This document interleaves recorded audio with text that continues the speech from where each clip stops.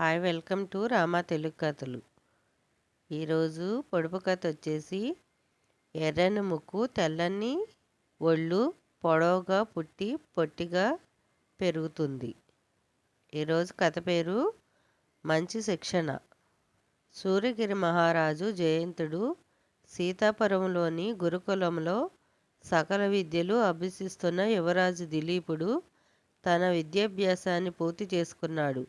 గురుకులం నుంచి కోటకు చేరుకునే మార్గంలో కొంత దూరం వాగులు వంకలు ఉండటం వల్ల రాజు యువరాజు కోసం పల్లకిని పంపి వాటిని దాటి రోడ్డు మీదకు వచ్చాక ప్రయాణించడానికి రథాన్ని ఏర్పాటు చేశారు.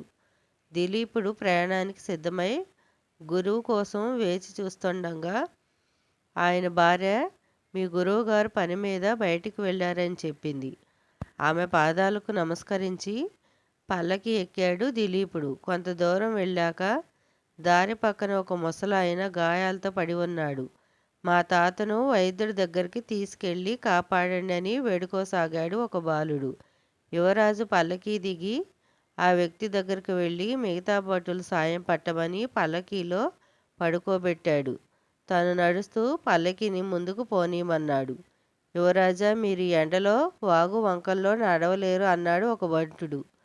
కాస్త దూరానికి కందిపోన్లు అని నడవసాగాడు దిలీపుడు. కొంచెం దూరం వెళ్ళాక అక్కడ సిద్ధంగా ఉన్న రథంలో ముందుగా ముసలి వ్యక్తిని ఎక్కించి తర్వాత దిలీపుడు ఎక్కాడు.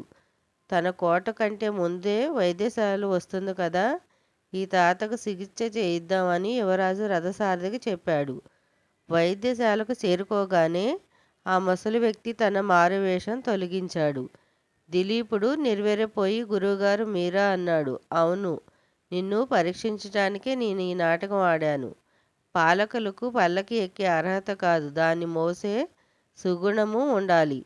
నువ్వు గురుకులంలో నేర్చుకున్న విద్య సార్థకమైంది అన్నాడు గురువు చిరునవ్వుతో. మీరు నేర్పిన మంచి విషయాలు ఎప్పటికీ మరువను గురువుగారు అని ఆయన ఆశీస్సులు అందుకున్నాడు దిలీపుడు. ఈరోజు కథ ఇంతేనండి. పొడుపు కథకు ఆన్సర్ కొవ్వొత్తి. మరో కథలో కలుద్దాం.